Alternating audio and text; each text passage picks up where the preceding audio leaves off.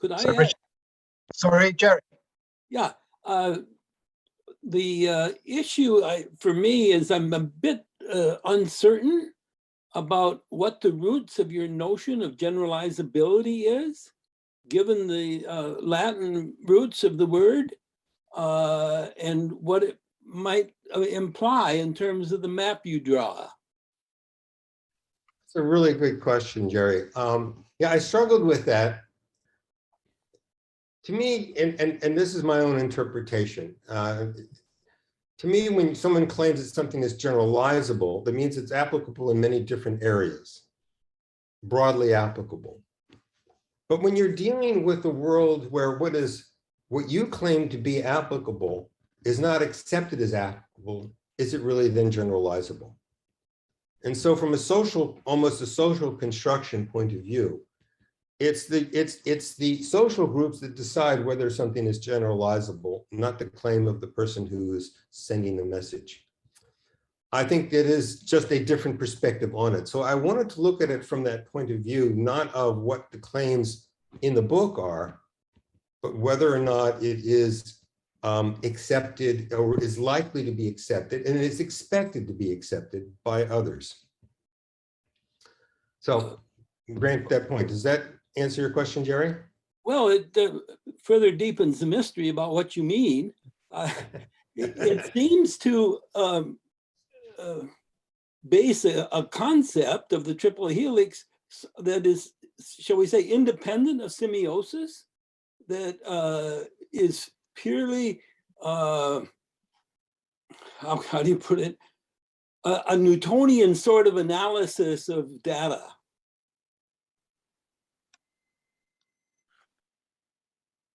I'd have to think about your question. All Good right. question. Let me then offer the following. What I could not help but notice was Richard, at least that's what I think he did. Richard is showing what one does with the concept. And so I think the intermediary is that he points out, well, there are all these communities, they read the paper and they could do something with it. So they did something with it. And the result was citations in papers that became data points that showed up on the graph. So that it's closely connected, I would say, with doing something. And then, of course, it brings up the question of a human being. And what does it mean, a human being doing something?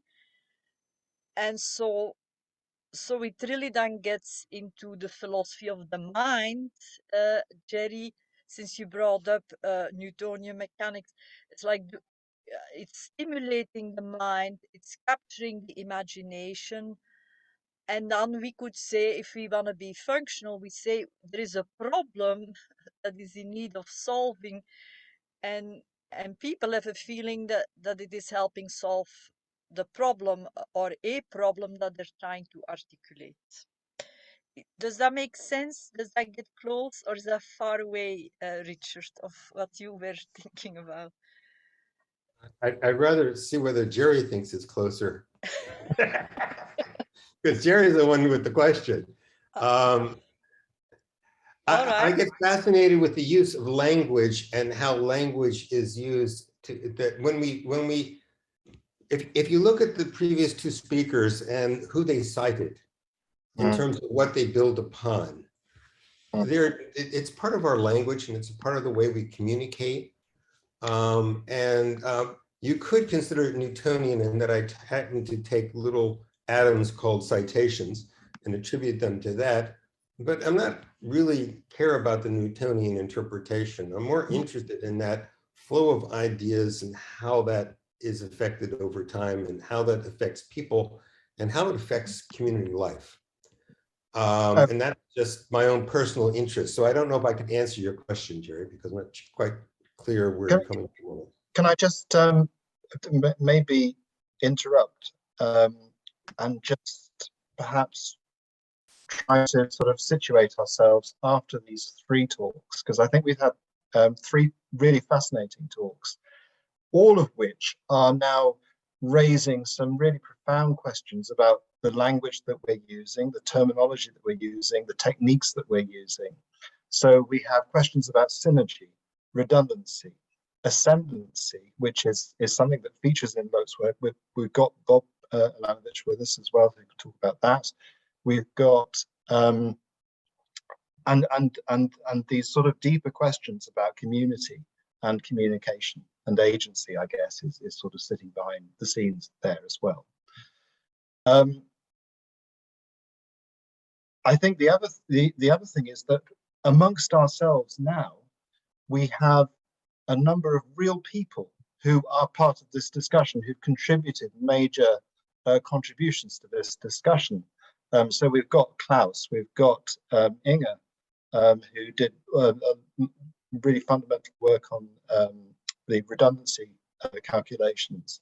And as I say, we've got other people, Lucio also, who's got made really powerful contributions to this debate. So we're living this. You know, we may be staring at a bit of plastic in front of us, but we're actually living this and doing it in time. So I think, Richard, I wonder if I can throw your question to Helen, actually, first of all, because Helen has taken these calculations and some of these ideas. And I suppose, Helen, the question is, how is it useful?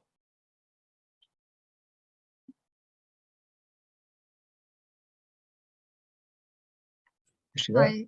Oh, sorry. Sorry. It's an interesting observation. I was just thinking back to the previous speaker, and not so much the calculations, but how different groups use the triple helix concept and how there isn't a common understanding. So a few years ago, I was involved in a European Union project called Health Ties, and it was led by medics. And they were insisting that they were going to use the triple helix framework to talk about how each of the regions, it was the Netherlands, Spain, UK, Switzerland, how wealth was going to be generated by utilizing the basic medical and biomedical capacity in those regions. And it was all about the triple helix model, but they never referenced Henry and Loet, but it became part of the parlance. So I don't know whether these ideas are prevalent in policy-making communities in Italy. So if Italian policymakers read the chapter on Italy, would it make sense to them? Would they see it as an issue of triple helix that need to be addressed to harness the skills of the universities to work with industry and for the government to support the development of synergies between them? So that's where I'm coming from. It's straddling the different kinds of understanding of the triple helix concept in different geographical contexts. So I'm quite sure that the people in the Netherlands had very different interpretations of what was going on in the triple helix compared to the people I was working with at Oxford University. So I'm not sure if that answers your question, but did they have different understandings of what it meant to act effectively to create synergy? Oh, absolutely, because their political systems in the UK, it's top down, loads and loads of government money, Oxford University, a very powerful actor. But in the Netherlands and Spain, there was much more of a regional system, and the universities were not as research intensive, and they were much more applied. So a lot more money was spent on organizing science parks and the technology transfer. Well, one of the arguments about Oxford is you shouldn't discount the H indices of the academics, is because people in industry also read academic papers and they're part of those communities. So there's a tendency to dismiss the research universities for just doing blue sky stuff, but that's not necessarily the case. But those academics that were publishing and gaining lots of money were a different set of actors compared to the Netherlands and Spain. Jerome, you've got your hand up.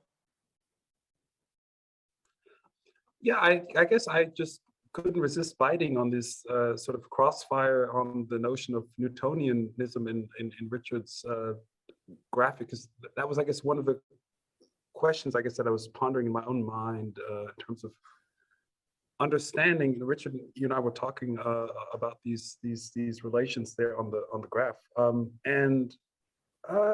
yeah, I guess maybe just to throw the maybe a provocative question from the other side, then Jerry's, is this a Newtonian viewpoint? As I understand it, there's the Newtonian viewpoint would be more described by a mechanical view of maybe the relations between objects. I mean, who knows? Is it a what do you mean by Newtonian?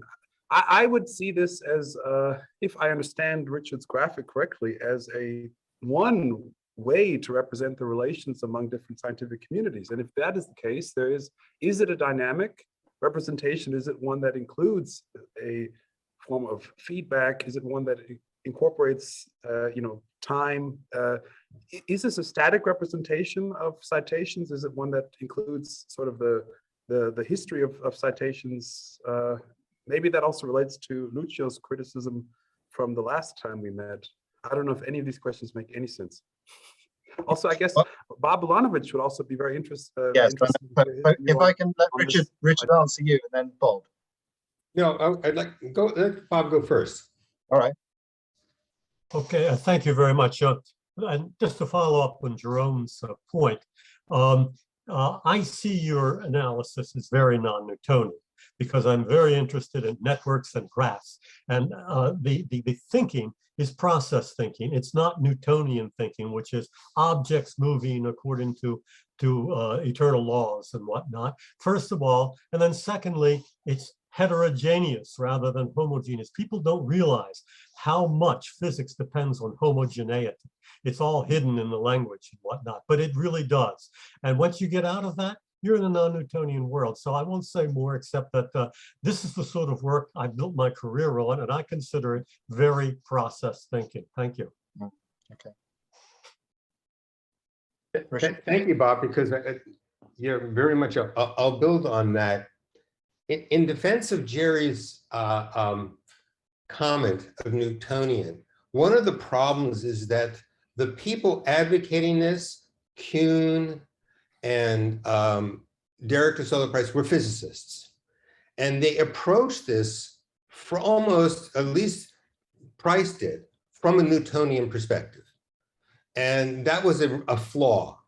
And in my mind, Kuhn, I don't think, approached this from a physics mentality, because he was too much involved in communities and how they differ, and he could never answer the question about paradigms. He couldn't say, well, maybe it's evolution, maybe it's this. He spent a lifetime searching for trying to figure out the diversity of what's actually going on, as far as never being satisfied, which to me is a worthwhile endeavor in life, as opposed to being sure and we represent everything in there. So a lot of the scientometrics to me has gotten a bad name because the people that they select to be the head of them are physicists who tend to have a Newtonian view. And then they present a Newtonian view, and then people assume that it's Newtonian, when the diversity is what's really interesting. It's the failure of the people doing scientometrics to point out the diversity and diversity of life and the qualitative nature and bring that forward. So that's our failure. So he's right, I think, in actually making that criticism, because we have not done that. But it's not the way I think. I agree with you. I just don't think that. Please let me clarify what I meant. I'd like to clarify what I meant here, because it's clearly a different notion of what a Newtonian, the sort of Newtonianism that I was talking about. Now, Newton wrote very clearly about his view of how to do mathematics. And this was, first you do analysis, and then you do synthesis. And in the analysis, you isolate out, presumably he would use this language. The purpose of doing analysis is to find some symbols that have meaning for you. And then when you do the synthesis, you put those symbols together into a mathematical pattern forming system of symbols. And this is what I meant by semiosis, in how you interpret the pattern forming characteristics of the symbols that you're using.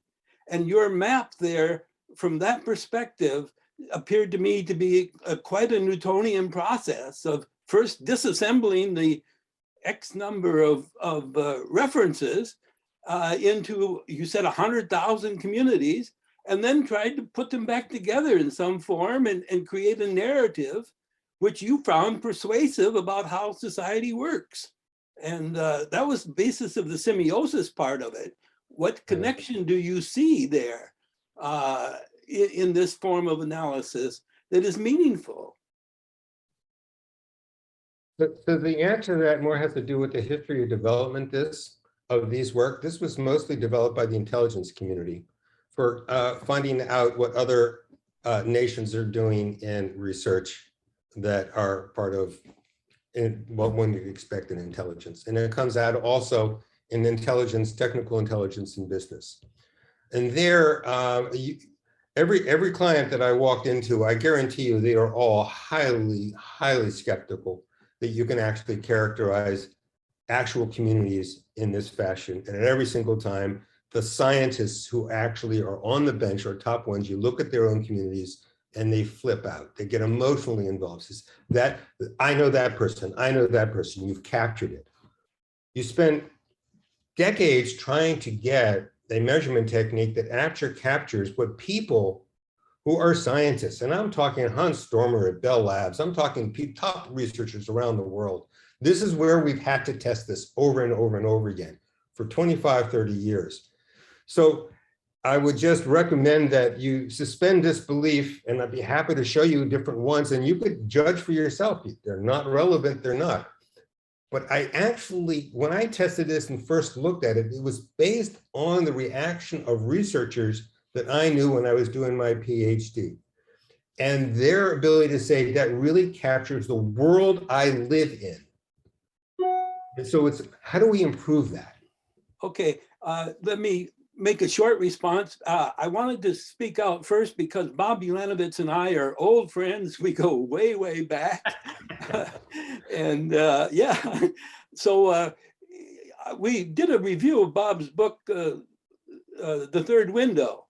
And I had the same questions when we reviewed the book there. This was a particular view of Newtonianism that he uses to get around various problems, and particularly to invoke graph theory and his view of mutual information theory to try and draw some very hard scientific conclusions. And so I'll stop there. I just wanted to clarify my position before he spoke. So I'm looking forward to what Bob had to say. Yeah, I want to ask Bob, particularly in the context of Jerome's alluding to ascendancy. So Bob, I mean, you probably know what Loet has said about mutual redundancy and mutual information. You have a slightly different view, I suspect. Yeah, I just want to say there is Newton the person and his ideas, and there is Newtonianism, the community that took some of the ideas and created a philosophy and methodology out of it. And I think Jerry is speaking towards Newton the person. Now, I have been criticized in The Third Window for the same reason that Jerry mentioned, that I neglected Newtonian the person, and I just concentrated on the Newtonian community. So I accept that criticism. It's been made before, and that's just a clarification, I suppose. And I think that Jerome, and he can speak for himself, is probably talking about the Newtonian community, the Newtonian mindset. Okay. Jerome, I mean, can you say something, just go over this territory over ascendancy and how you understand ascendancy and how that relates to Loet's ideas around mutual information synergy, particularly synergy. I think this first question which Dimitri asked after Helen's presentation, that is very, very important for us to try and get to grips with. So Jerome, if you can say something about that, particularly the ascendancy measure. Well, just for a small bit of background, again, my main interest in these ideas and concepts is to develop a framework for economic research, organizational research that is more dynamic and that is more apt to deal with basically reality, I'll say very cheekily, then the neoclassical model that I think has seen its end in terms of its relevance as a paradigm. Maybe I'm wrong there, but in that regard, I think the concept of ascendancy is very useful in terms of translating qualitative into quantitative change, or rather to ideate in that regard. So, I mean, again, I come from a humanities background, sort of stealthily snuck into economics, and in recent weeks, I've been reading back again a lot of Hegel, and Hegel I find a very fascinating writer, in particular in his focus on exactly these interactions between quantitative change, growth, and qualitative change, things like development. And I think in this regard, even in terms of the psychology, I think especially if you're talking about human beings, human agents, collectivities of humans, they don't operate the same way that a frequentist statistical model would be able to capture. And in that regard, you have to find some new methodologies and also epistemologies to actually represent, discuss, analyze, interpret, if possible, predict behavior. I'm very skeptical on the last part, but I think in this regard, ascendancy is a very interesting concept that can sort of disentangle some of the, again, these qualitative aspects of change that are not captured, again, from an organizational or economics perspective by focus on things like GDP. So if you have a complex system, it has many different elements that are interdependent, and the question of, the structure of that system, how it is organized, is very important. And so, I mean, in a nutshell, that's how I would see the relevance. So we are then in the realm of Shannon information theory, because well, I think I'm right. The Shannon information is central to your notion of ascendancy. Can you say something about that? And I know you've been critical of Shannon too. So I'm sorry. So was that me? Yes, Mark. Oh yes. Okay. I'll just say one thing to add on to Jerome's comments is that ascendancy deals with distributed causality, okay? Because most of our thinking comes around bilateral causality. A causes B causes C, or concatenation self. But once you get the ascendant dynamics going, the feedback dynamics, the causality is distributed over the entire web, or the entire autocatalytic set, as Stu Kaufman calls it. And this is a way of quantifying this distributed causality. I don't know. I don't want to take up a whole lot of time. I'll just leave it at that. Okay, that's tantalizing. Also, if I can maybe just add one comment, you asked me how to relate that to Loet's notion of synergy.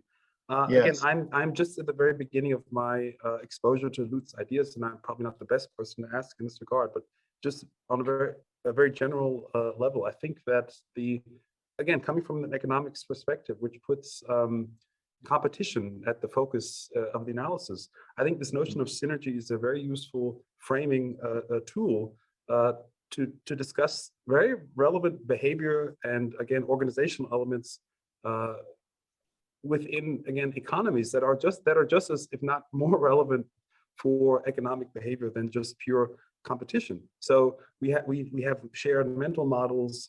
We share even physical space, infrastructure, these types of things. But I think, again, Loet's focus on the communications level refers to this former, particularly to this former level of shared mental models. How are we viewing the world? Richard talked about some of this in his discussion. And in that regard, I think it's a very useful framing of a lot of different disciplines, especially the human sciences, which I think, in my opinion, I'm coming from an economics discipline or perspective, but I think these sort of claims and these sort of approaches are very useful in all the human sciences, from biology, in as far as it relates to human or social behavior, all the way to political science, anthropology, and so on. So again, this idea, Gregory Bateson as well introduced, looking at complex interdependent systems generally, and not looking at them from, you know, a sort of a feudal, this is my domain, I'm the sociologist, get out, and so on. So is this econometrics 2.0? Is this how you see it? I have never been a big fan of econometrics. I always liked Yanis Varoufakis's phrase, that his epitaph, that econometrics is economic, what did he say? It's astrology. I'm sure he was quite rude about it, yes. So, I mean, econometrics doesn't have a particularly good track record. Can information theory help us to get out of this? Or are we barking up the wrong tree? Okay, Clap. if I may add very quickly, in his doctor's arbeit, which Jerome sent me, he makes a good point that I had made before, and that's that economics is essentially centered on competition. I mean, you know, it came out of the British, you know, mindset and whatnot. But competition is secondary. You cannot have competition without mutualism at another level or the same level. Okay, it's simply impossible to frame, and we need to recognize that point and to look at the source of causality, which oftentimes is mutualism and not competition. Competition, yes, it's true. It's a valid dynamic and it changes everything, but it's derivative. I'll be okay. So can I ask a very specific question then? Is it evolutionary in the sense that we all are made of the same stuff and we probably have all come from the same origin? Yeah, I've just finished a book that will be coming out, but it's, you know, it's more on the intersection of religion and science. But I really do feel that mutuality is the basis from the Big Bang onward. Mutualities would drive. I'm not the first one to have said that. Bertrand Russell, you know, talked about, he called it, okay, I call it centripetality, the idea that this autocatalysis draws things into its own orbit. And he said that was the driver of all evolution, not competition. It creates competition, but it is essential, it is primary. Okay, so does it come down to cells? Come down to cells? You mean biological cells? Biological cells. No, I see it as, and I see it in the whole course of cosmology, up to biology and so forth. Yeah, I would say no. It doesn't just stop at cells. That's what I would say. All right. Okay, that's okay. Because it's there in physical systems. I mean, you have thunderstorms and hurricanes that have this centripetality as well. Mm-hmm. Okay, Klaus. Just add, I think there's a really, sorry. No, go for it. So for me, I think Edward R. Wilson's research on this topic, especially his later research, is very interesting. He sort of distanced himself with some of his earlier thesis on inclusive fitness, and I think that was a positive development. And his later he has an article he did with some younger scholars, I guess, in 2010 in Nature, where he talks about the 5 levels of evolution, of social evolution, and the evolution of sociality, which I think is what Bob was just getting at, this notion of mutualism as essential. And I think that you see in nature, you do see, again, I'm not a biologist, I have a lot of interest in biology, read quite a bit, and I think you do see a trend towards development of these types of what Wilson calls pre-adaptation. So these don't just involve genetics, and I don't think it's always reducible to the cell. And I think this is a problem I see a lot in my own discipline of economics, of trying to reduce things down to their the micro foundations, what it's called. And I don't think this is always the best, and I don't think it's useful necessarily. And generally, I think one should stay at the level that is the most relevant to the analysis. And I think Richard's graph shows this as well. You don't always have to include the education element. You don't always have to include this or that. But I think these pre-adaptations are quite essential for the development of these stable entities that we call societies. We wouldn't be able to, be having this conversation if we didn't have some, element of trust that goes back generations and generations that gave us the ability to, study in monasteries and develop mathematics that went into, computers and these types of things. And I think that requires a lot of mutualism, trust, reciprocity, and a lot of these values. And again, I think these are very essential towards building these synergies, and not just talking about some kind of, game theoretical model where people, agents are trying to maximize something. Yeah. Klaus. You're muted. So Klaus, can you unmute yourself? It's interesting that you talk about mutualism. That is communication. And I think in that case, I fully agree with Loet that communication is a central part. Whether it is so with the triple helix model, that's another issue. I was actually enthused about this map that of Italy that showed that most innovation is in the northern part. And in the southern part, Sicily, there's very little. I have traveled both areas, and it is also a language issue. For example, in the northern part, there's much more influence between Italy, Austria, France, Switzerland, Germany. And there's much more interaction, different ideas come to play, whereas in the southern part is somewhat geographically more isolated.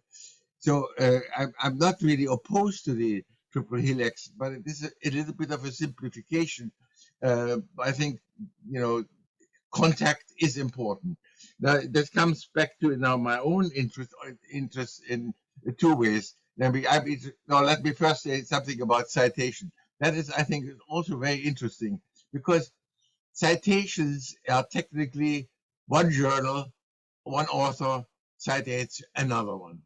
It's inherently a binary relationship, and it doesn't really show very much about what may be called synergy or a higher order relationship. From a content analysis point of view, it's not impossible to code that differently. Author cites two other, then he is probably likely to make a kind of a triangular relationship. But the citation itself is a strictly binary, right? And then one cannot easily come to the issue of collaboration, etc., etc. And then it comes now to my personal interest, and that is actually more conversation, interdisciplinary collaboration, etc., etc. And I have here some slides, and I would like to share them, if I may. And that would be this year. I hope that works. I can't get, just a minute. I cannot get this so easily here. I don't know how to get that. Well, I don't know. I hate to Klaus, if you maybe you can email them to either Jamie or myself, and then we can show the slides, and you can just talk over them. I have it now. Just a minute. Where do I get the screen on? Oh, there should be a button. Share screen. Share screen. Green button.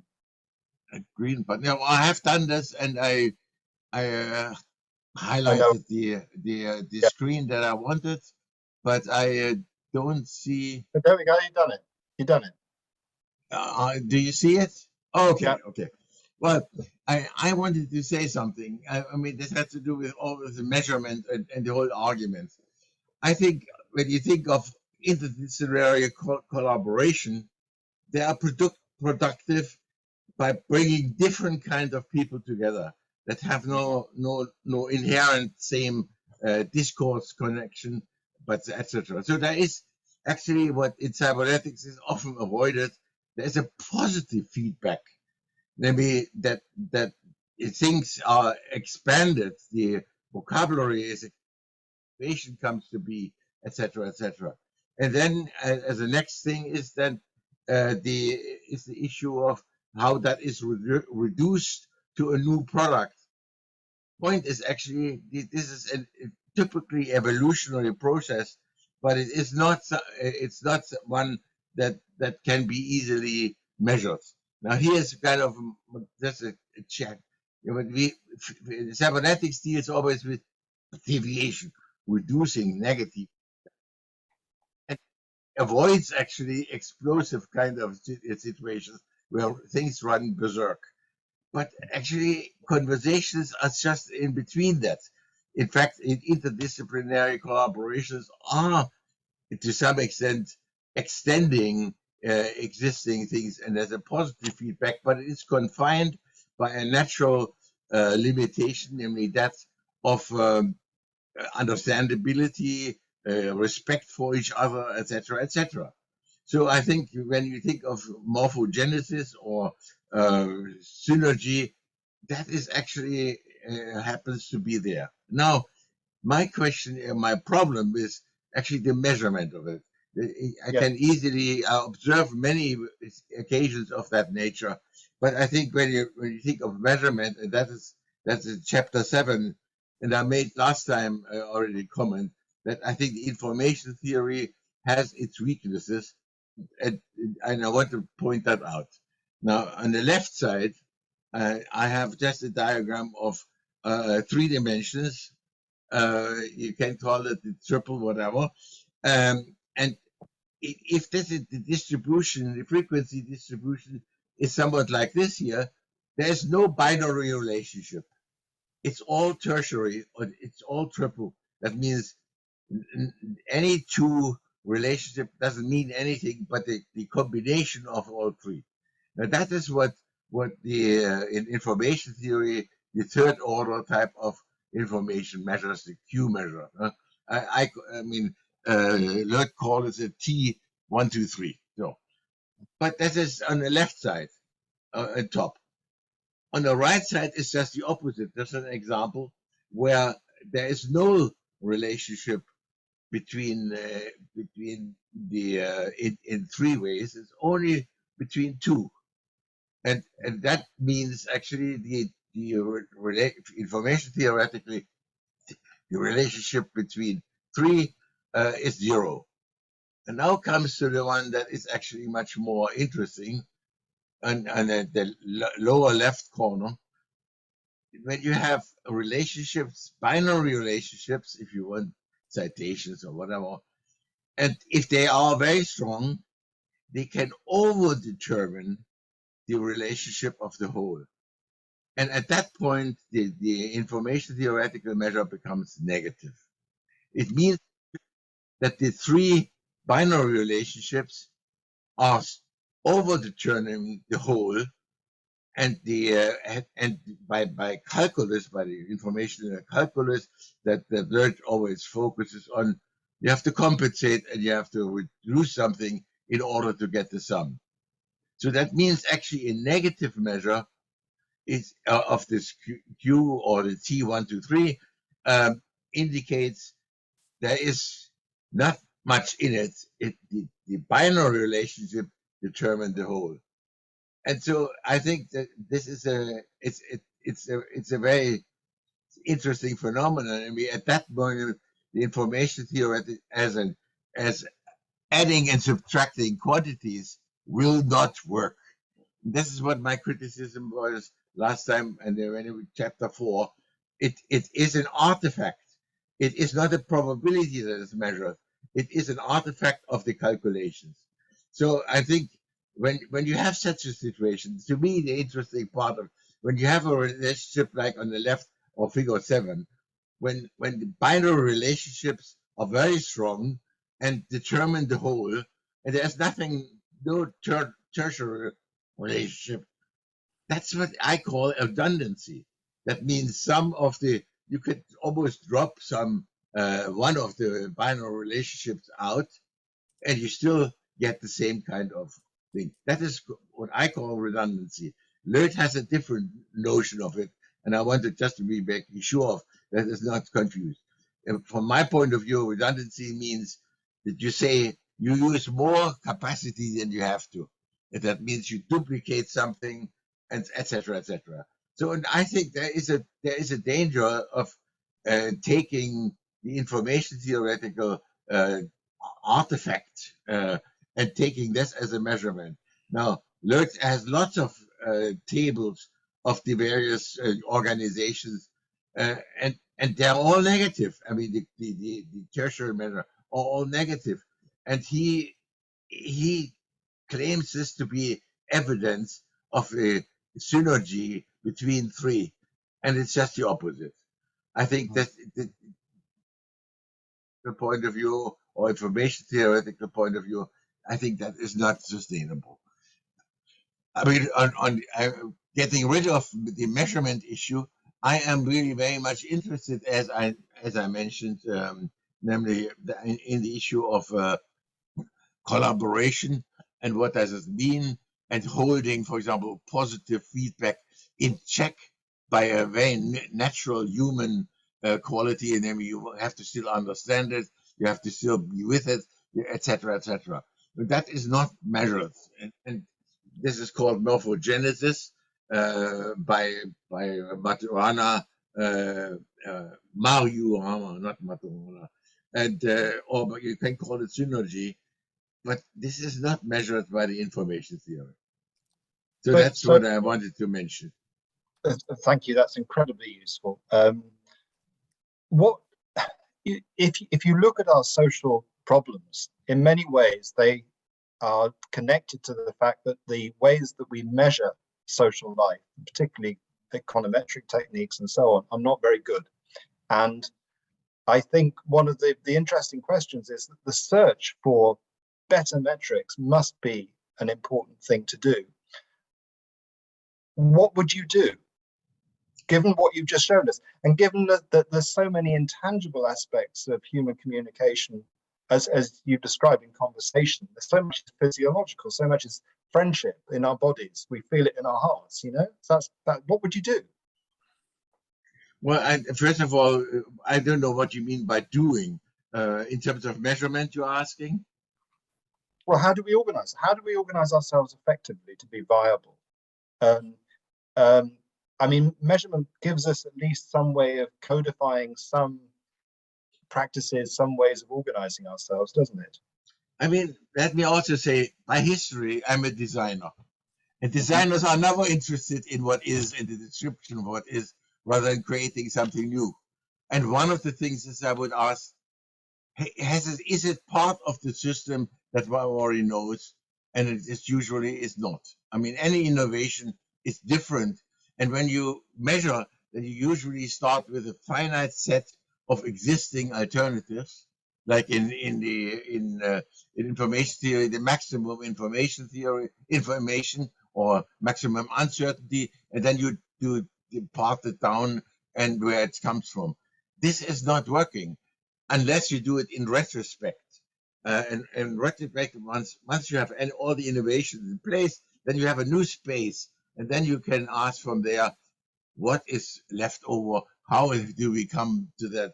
So to me, I think we have to find a way of accounting for higher order interactions, if you want, higher order connections, not just three, but many more. And actually, I have done some work on that long time ago on extending information theory to that, but I have not applied it.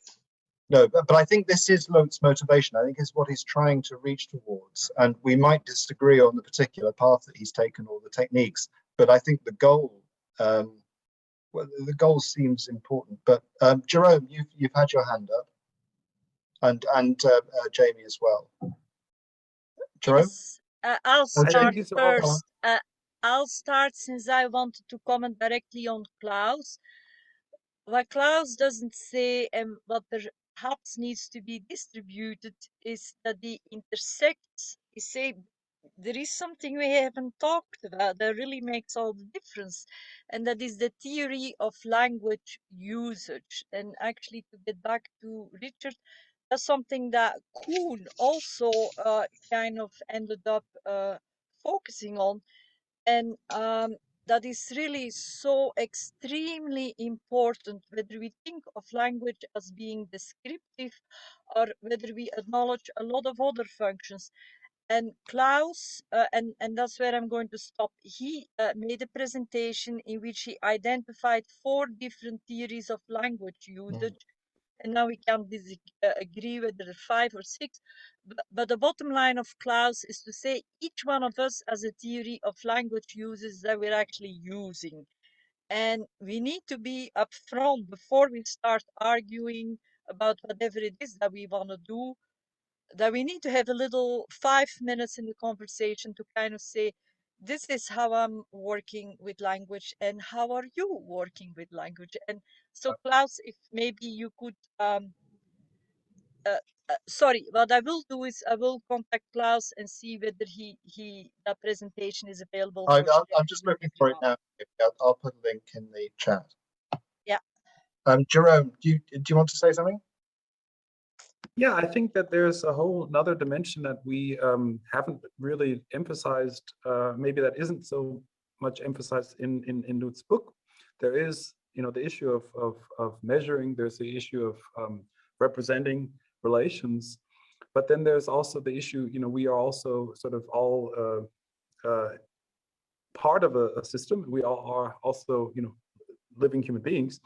And so the question really, I think, before you even ask, is it measurable or what measure is relevant is, what's the goal? So, and I think in that sense, because we all live in a social system and even science is, social, follows social dynamics, there is, a question that relates to some of the central theses of my dissertation. These are questions of accountability, things of like discourse ethics, what Habermas calls discourse ethics. And here I think it is very relevant to include, emphasize things like what Cornelius Castoriadis calls the civic imaginary. Going back to the graphic I represented with the macro cultures, it is important to inculcate, if one wants, what Popper called an open society, free discourse and so on, to inculcate certain values in individuals such that there can be an accountability, that systems can sort of self-perpetuate, if you will. And so I think that things like democracy, things like accountability, inclusion, and equity are very, very significant in terms of organizing. You asked the question earlier, how do we organize these systems? How do we organize ourselves as scientists? How do we organize societies? I think these are essential questions that cannot be evaded. Well, I fully agree with that. But the issue is that of language, the language that you speak to everyone else, the language that you adopt and act and do something with it. So that's kind of my interest in many other dimensions. And this is very difficult because Jamie mentioned the 4 theories of use. Not every one of them is incorporating the speaker. And so that's one reason why I think one has to move towards a theory that includes the speaker in some form. And measurement is something that typically excludes the speaker, because then we have a number and that's somehow outside the speaker. So what about, we're sort of skirting around Niklas Luhmann, who's such a central figure in Loet's work. Where do you see the potential difficulties or deficiencies there? Because I'm guessing you do see some potential difficulties with Luhmann's work on communication. I have acoustic difficulties getting your full sentences. Sorry, I was just, can you hear me? I was just saying that Niklas Luhmann is a key figure here for Loet particularly. And where do you see the deficiencies or potential problems with Luhmann's approach and Loet's operationalized Luhmann using Shannon? Where do you see the problems? Luhmann had one great insight, namely borrowing from autopoiesis. and doing something with it. But I think he is not, is far from, Loet is in some ways has overcome him. And, but I think the notion of measurement gets him back to being an outsider. And that is something that I'm a little bit uncertain about. And I think to me, again, conversation and on a larger scale, interdisciplinary cooperation, that is to me a key element. And this can be on an individual level, like, for example, the Macy's conferences on cybernetics, where to me, an excellent example of different people coming together and creating something that has not been there before. And it is not explainable by generalization along a linear way. But one can also look at that, and I think Loet goes in the right direction, looking at the collaboration along different kind of lines of division. So just to, sorry, I just want to clarify. So you're saying that you think that Loet has, in some ways, gone beyond or overcome some of the problems in Luhmann, but his retreat to he says, a measurement approach, and that has introduced a new problem. He says it himself, that he has overcome. Yes, but I think he is stuck with the measurement issue, and that's what is my problem with him. No, that's very interesting. So Jamie, sorry. Yes, I don't know how many people are into making these distinctions, but when you bring up Luhmann, so I think Husserl, and Husserl is about making distinctions. And then, as far as I can understand it, and that relates back to Klaus, there are actually 4 different manners in which phenomenology is being pursued. This one that one could call descriptive phenomenology, and I'm thinking here mostly of Merleau-Ponty. Then there is performative phenomenology, that's Heidegger more. Then we have like the existential manner, Sartre. But we also have a phenomenology of the communication, And there is actually a discipline called communicology to really say we're different from communication, we're communicology, to emphasize the phenomenology of communication. And that's a phenomenology that acknowledges the other. Dus that really puts the other on the table, so to say. And since you bring up Luhmann, this is like a way of complementing or enriching Luhmann, as to kind of say that he hasn't properly included the other, or he has reduced the other into the same, like that everything is a variation of the same. And so I'm curious how much that question has come up in the thinking when you talk about measurement or information theory. And maybe it's the wrong time to ask this question. So Who are you I'll addressing? happily repeat it another Who are you time. addressing, Jamie? Say that again. Who are you asking? Actually, I was thinking of you because you brought up Luhmann. Then, of course, I'm thinking also of Bob, since he also is doing phenomenology, and then Klaus. But I'm also thinking of Lucio, actually, Lucio. But it's more open-ended since you brought up Luhmann and Loet, because I think that Loet is actually struggling with these communication issues also. But I can just wait till some other time, and then the question might be easier. Could I speak to that directly? Yes. Yeah. Yeah, but I'm going to sort of twist the direction of the comment towards Klaus, because Klaus has introduced the notion of something about how the individual is in the language as they use it, and he sees this in some sense or another, I take it, as a source of innovation and of novelty, and hence of some notion of creativity. And in his terms, not morphostasis, but morphogenesis, if I gather what he's commenting on correctly. And he has not given me a sharp distinction that I can really understand what he's talking about here. And this goes back to, I think it's either Aristotle or one of the other Greeks who said, when I use the word horse, a horse doesn't come out of my mouth. And so the meaning that the word is attached to the meaning is unclear on how Klaus sees the individual in the language that they're using. And I can accept all sorts of variations in the notion of languaging and that sort of thing.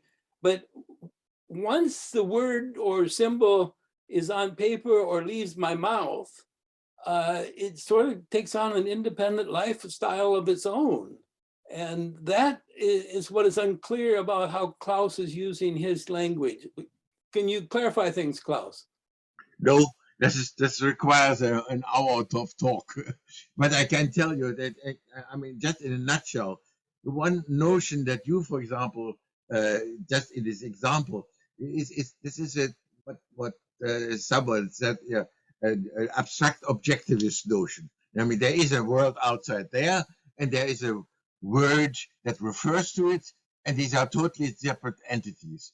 That is just one way of using it. And yes, when we talk about rain or my own house, there is a house and there is a word. And indeed, none of that comes out of my mouth if I open it. But there are other ways. For example, well, I don't want to get into it, but there are at least 3 more different uses. And one of which that I'm particularly interested in is a more constructivist notion. Namely, I see a social scientist also taking accountability, being accountable for the theory that they are proposing, and in that sense means that the theories that social science is proposing, they ought to re-enter the system of conversation of those that are being described, and they will make some sort of changes or not, will be opposed or not, and that so the scientist is part of the system that is he shapes, in fact, by his theories. So I think that's a different kind of notion than issue of whether the horse comes out of your mouth. But then I will return back to my original comment about the mapping, and that is, does your view of language within this context really eliminate the possibility of semiosis, as the constructionists are wont to do? Well, I mean, I could give you so many examples of mapping and language. Let me give you one. Someone wrote a dissertation on religion in India, and she went into England, the colonial power that for the first time charted everything that was known in India. And it turns out that the British are very good in keeping books, and they decided they would have to know what kind of people they have. And so they went from village to village and asked them who you are, etc. Among others, one question: what is your religion? What were the answers? Many of them said, oh, I'm a blacksmith. Religion was not an issue. There were so many different religions in different villages. There was never any antagonism. There was never any problem. But once the British made the maps and published it, then suddenly the villager knew, oh, next door there are Muslims, and over there are Hindus, whatever. And that created the current situation, namely that everyone fights for its own territory, for its own whatever. So, I mean, maps and language have very much something to do with each other. And precisely when people live it or be part of it.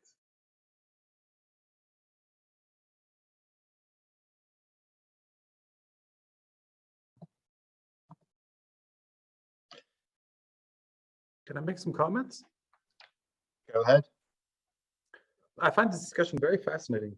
I just had a bit of a debate with someone on Twitter the other day who introduced me to Gouldner, who wrote an article in 1962 called Anti-Minotaur. I'm not sure how many are aware of it, critiquing the claim of Wertfreiheit, value freeness of Max Weber in his Verstehen der Soziologie. And I find that an interesting contribution related to this debate around the utility of measuring or not measuring, or inclusion or exclusion of agents and even scientists as agents within scientific discourse. And so how I gather, and maybe to return back to Loet's book, in one of the very first sections of the book, chapter 1, talking about this notion of Wertfreiheit, how I interpret Loet's notion of what he's getting at is this idea, again, of the utility of science in translating, I guess what I was getting at earlier, things like qualitative change or transformations, whether those be the sort of technical innovations or others, into language games, I guess, in the language of Wittgenstein, that things like regulatory agencies and the government can understand. So I see it as a very pragmatic approach to interpreting science and translating between different domains. So we do have governments, all of us do wherever we live. They do have a certain framework, you're thinking of bureaucrats in the Kafkaesque sense. And Goldner talks about what he calls an academic truce as being the motivating factor that promulgated Weber's decision for Wertfreiheit. If you're living in a very volatile social discourse where you have, socialists on the one hand, you have monarchists on the other, there has to be some kind of a consensus as to the parameters of scientific discourse. And so you do have this, what Loet cites, Kampfplatz of Unaustragbare. So there's a sort of a ring, a boxing ring of incompatible views. And so some form of measurement, I guess, might then assist even rhetorically in supporting certain things. So I'm just thinking about, climate change and the urgency of that, and overcoming things like the lobbies of, the oil and gas industry. Just as an example, one can then use things like a triple helix approach, perhaps even incorrectly mathematically, to represent, the critical issues involved in that. I'm getting a little tired myself. Maybe I didn't say that correctly. I think. What do I think? I think we have actually been going for quite some time, so maybe we should think about stopping.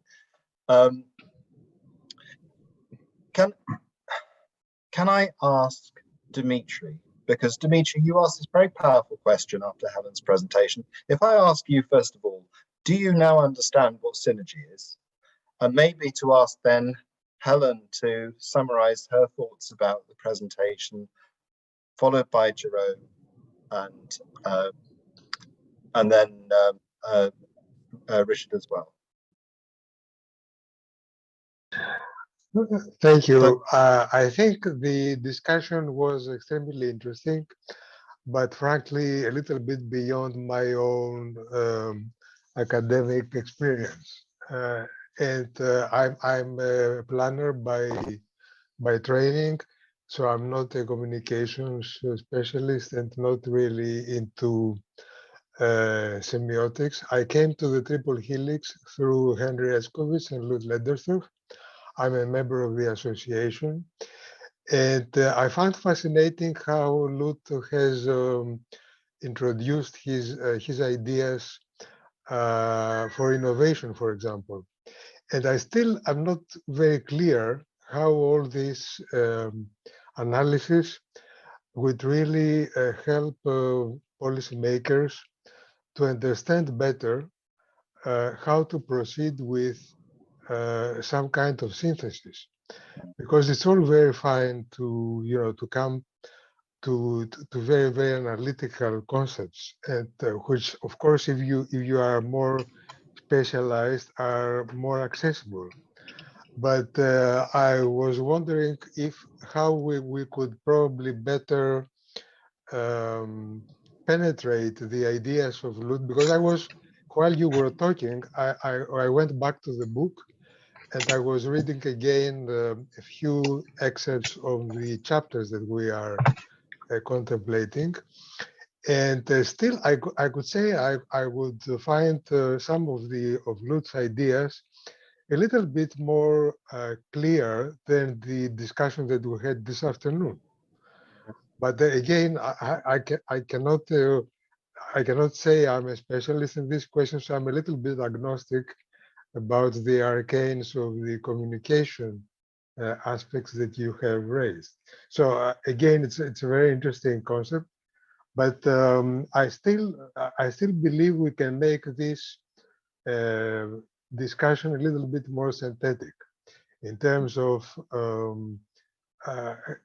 helping the three parts of the triple helix come together, because one of the main issues with triple helix is that it at some point it remains without real communication channels between the three. And this is a tragedy, I think, at the end. Thank you. Okay, so probably the answer is no then, in terms of, do you have a better understanding of synergy? Helen? I think I'm with Dimitris on this, because I thought your question, Mark, to the other contributors about measurement issues and why they're important and where we go forward, I think that's absolutely crucial. But I didn't really understand any better what synergy and redundancy are following this discussion. I appreciate this. Klaus's presentation made a lot of sense, and I understand some of it a bit better.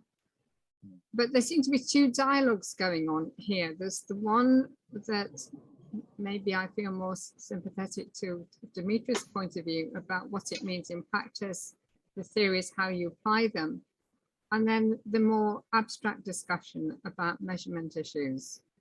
So I find it fascinating seeing the interchange between the different parts of this discussion.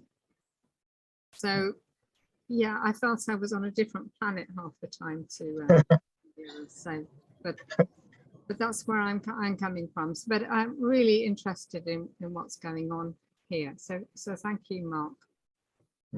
Well, thank you, Jerome. Well, it was summarizing thoughts, really, we're asking. Well, I guess this all shows how vital discourse is, a discourse-based ethics. And I guess it is always important when one is discussing or doing anything, making decisions collectively, to first establish certain ground rules and then decide in accordance with those ground rules. And I guess that's a process. And my own experience in writing this dissertation the past year and a half has been that there is a great need for this type of interdisciplinarity that isn't just a word, but rather that develops certain practices, that develops certain mutual understandings. And whether one uses Shannon information theory, or one is coming from maybe a biology background, one is coming from whatever background one is coming from, as long as one is studying human interactions and one is living in the world, I think there's a lot of important problems today that require different minds coming together from different domains, whether it is government, industry. I myself work a lot with cooperatives, and I think they deserve a lot more attention. And so I think it's really a question of the process of getting to where one is able to then activate these interactions. So that's all I will say. Thank you. And finally, Richard. Let's limit it to the synergy question, because I like that one. Okay, right. It's a good question. Because that was your central one. I appreciated you going back to that. I tend to look at synergy from the point of view of cooperation. I liked Luke's original way of characterizing it, because having co-authors on a paper tends to me that they did do some kind of cooperation. And the sets that are and how they belong to different groups, I don't know what redundancy would mean in that concept, but the concept of more evidence of cooperation amongst disparate groups, to me, is a good working definition of synergy. I appreciated Klaus's concrete examples, because that's usually what I do when I test a new measurement, is I actually use concrete examples to see what they are, and I haven't done it yet. So Klaus, that is a really good one. So I need to copy your slides and on that one, because whether it actually measures synergy or not is a real question. The concept behind it, I think, is useful. Whether or not it actually measured it or not, I have to prove it to myself by getting into the actual data and see whether it makes sense. The final one, which is I want to reinforce a comment that Klaus made, is that the map is not the territory, and the map actually can create more abuse in the system. The example that he used for India was extremely good, and it worries me greatly about any time you try and create more an objectification of something that is so difficult to objectify and is inherently conflictual. That some groups will then use it to justify actions, and then they use that to impose a belief that has nothing to do with what the original map said.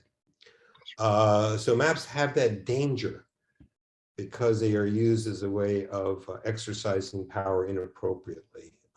And for that, I'm glad you brought that up. I share that concern. At the same time, curiosity still gets to me.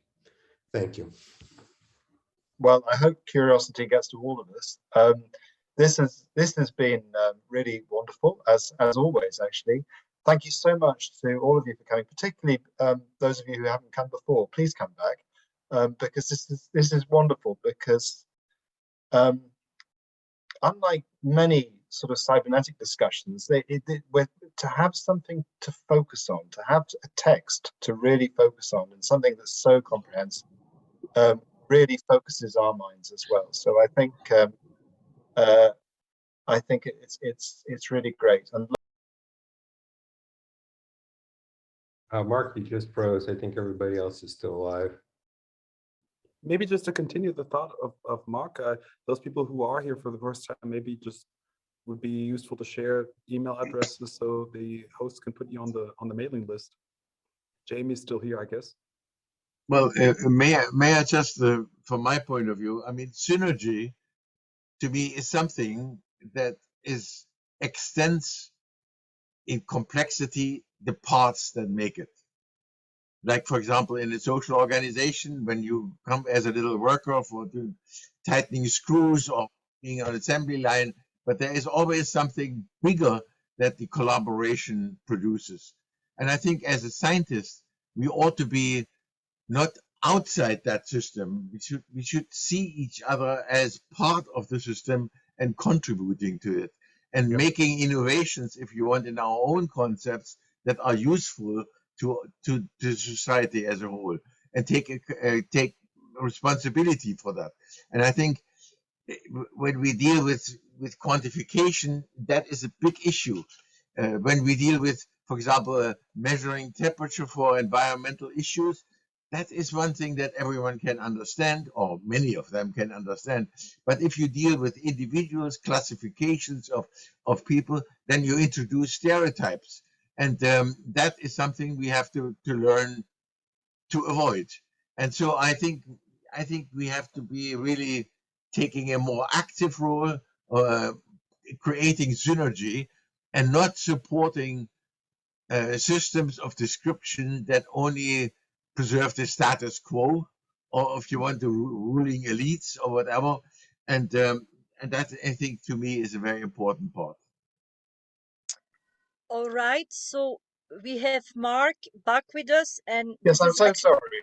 Yeah, no, but it's interesting. Fortunately, I have a Well, I was going to say we're 10 minutes over time. This is a Yeah. first, but that's all very good news because that means there was a lot to be discussed. And so now I'm giving it back to you, Mark, for the It's closing. okay. It's not good news because I'm hungry. So thank you ever so much, and let's meet again next time. Yeah,